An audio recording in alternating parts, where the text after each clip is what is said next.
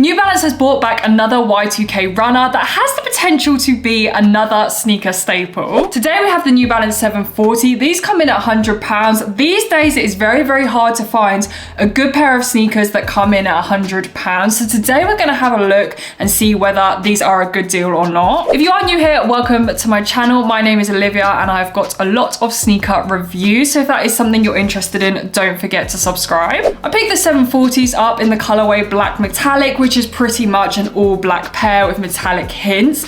There are some other colorways as well. There's not too many to choose from. I saw a white and green and a white and silver. Because these have been relaunched, I'm assuming that we're going to see some more colorways coming soon. Now, as I mentioned, the 740 isn't a new silhouette. They have brought this back from the early 2000s. It was originally designed as a daily running shoe, and it technically is still a running shoe. However, it's more common nowadays to have a running shoe as more of a lifestyle sneaker that you wear every day. This sneaker really reminds me of the 1906 silhouette. It's very, very similar. It has that sporty, very streamlined look. I'm a massive fan of the 1906s, so when I saw this was right up my street as well. But the best thing about this is the 1906s come in around £140, whereas these are obviously quite significantly cheaper. So the 740 has been given a refresh. On the upper, we have an open knit mesh combined with a two-tone synthetic metallic overlays. So we have these silver metallic hits throughout the shoe, which contrast really nicely with the black. We have the New Balance N logo on either side. We have this in the molded TPU. Then of course on the back, on the outer side, we have the model number, which is 740. We have black plain laces and an open knit mesh tongue. There is a leather label on the tongue where we have the New Balance logo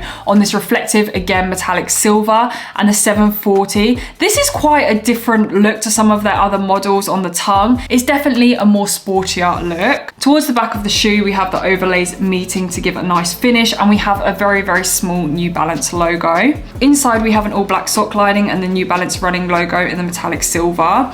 Now, the upper is very similar to the 1906. However, the sole on this is very different to the 1906 and is more like the New Balance 530. We have an absorb midsole, which is some New Balance technology, which is supposed to absorb the impact through a combination of cushioning and compression resistance. The sole for me, just like the 530, definitely gives me more of this retro Y2K running look. As opposed to the 1906, I feel like it's a bit more of a modern sole, whereas this sole for me is a bit, you know, chunky, giving that kind of dad Y2K look. The sole isn't too fancy. It's quite basic looking actually, but it's quite nice contrasted with the upper because the upper is very, very modern and there's a lot going on. So they have paired it off with a really nice simple sole. Towards the bottom of the shoe, you can really see that these are running shoes as they do have a lot of traction. Every time I buy a new pair of New Balance, I always go up a 0.5 size up because I tend to find that in most silhouettes, they do fit quite small. However, I went for a half size up for these and my normal true size is size 7, so I went for a 7.5